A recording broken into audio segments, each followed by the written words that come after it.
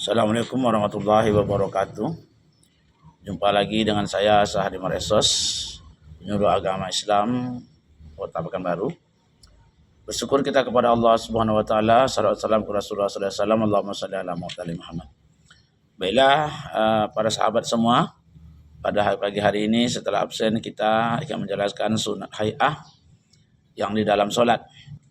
Jadi perkara solat itu ada yang dinamakan rukun, ada yang dinamakan sunnah ab'ad, yaitu sunnah yang bagian dari solat yang nampak dia kalau ditinggalkan harus ditambah dengan sujud sahwi, yaitu duduk di antara dua sujud dan kunut pada iktidal rakaat yang terakhir pada solat subuh, adapun pada witir di bulan puasa. Dan ada pula sunnah itu dinamakan sunnah hay'ah, yaitu sunnah yang dia bukan rukun, bukan pula ab'ad, tapi dia ada di dalam solat. Dia bukan rukun, bukan ab'ad. Nah, sunnah hay'ah ini ada beberapa macam. Yang pertama, mengangkat kedua tangan ketika takbiratul ihram, ketika ruku, dan ketika bangkit dari ruku. Nah, ini kesunahan dari hay'ah.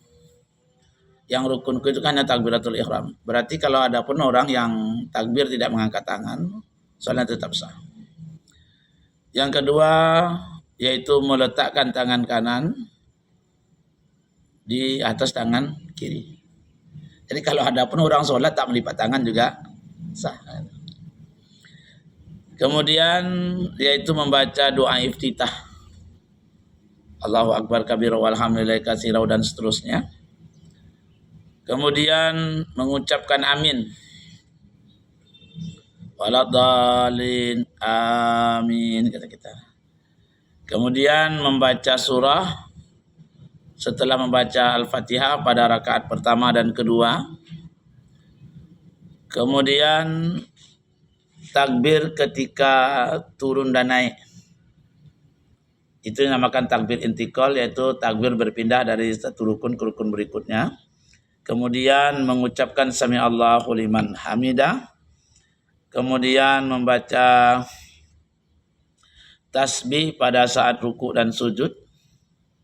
Kemudian meletakkan kedua tangan di atas paha pada duduk dengan membuka telapak tangan kiri dan menggenggam telapak tangan kanan kecuali telunjuk, sebab nanti akan mengisyarahkan pada kalimat la ilaha illallah, asyhadu an la ilaha illallah. Kemudian setelah itu duduk iftiras di semua duduk. Jadi pada saat duduk istirahat, saat duduk di antara dua sujud, saat duduk tahiyat awal, duduknya adalah iftiras. Yang ke-11 duduk tawarruk, yaitu duduk seperti iftiras tapi mengeluarkan telapak kaki kirinya itu ke arah kanan dan meletakkan bokongnya itu di lantai. Selanjutnya adalah salam yang kedua. Kalau salam pertamanya itu wajib. Jadi ini adalah sunnah-sunnah yang ada di dalam solat. Dia bukan rukun, bukan pula ab'ad yang harus diganti dengan sujud sahwi. Jadi siapa saja yang meninggalkan sunnah ini, maka dia tidak disunahkan sujud sahwi. Jadi sahabat semua dapat kita pahami, perkara sunnah ini tidak ada hubungan dengan bid'ah. Jadi bukan berarti kalau dia tidak mengerjakan ini solatnya bid'ah, bukan. Tetapi dia tidak mengerjakan solat dengan sunnah-sunnahnya. Maka kalau ada kita melihat tulisan-tulisan di dinding masjid-masjid itu, solat sesuai sunnah, ini kan keliru namanya. Mengangkat tangan yang dibahasnya, begitu kan? Ini keliru. Tapi kalau ditulisnya situ, solat dengan sunnah-sunnahnya sesuai dengan mazhab ini, kan itu baru sah.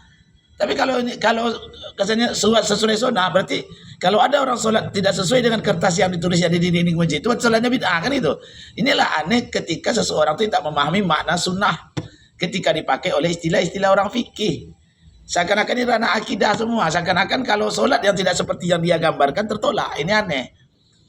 Jadi sahabat semua, kita di Indonesia ini adalah diajarkan bagaimana menghargai keberagaman.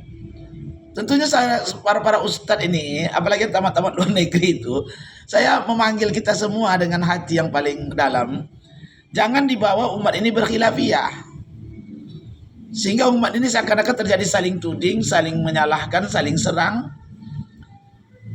Karena negeri kita Indonesia ini adalah negeri yang telah diajarkan oleh nenek moyang kita dan juga menjadi landasan dalam negara kita, yaitu menghormati keberagaman selagi tidak keluar dari konteks yang ada. Jadi kalau ada orang mengatakan sholat sesuai sunnah, itu keliru sekali. Tetapi sholat dengan sunnah-sunnahnya, sama dengan mandi jenazah. Saudaraku yang dirahmati Allah, mandi jenazah itu kan yang wajibnya basah seluruh jenazah tubuh mayat itu dengan air. Oh, kalau masalah sunnahnya baru beginikan, digosok giginya, dibersihkan kukunya, kan begitu. Jadi kalau ada orang berkata ini mandi sesuai sunnah, kan keliru dia namanya dia.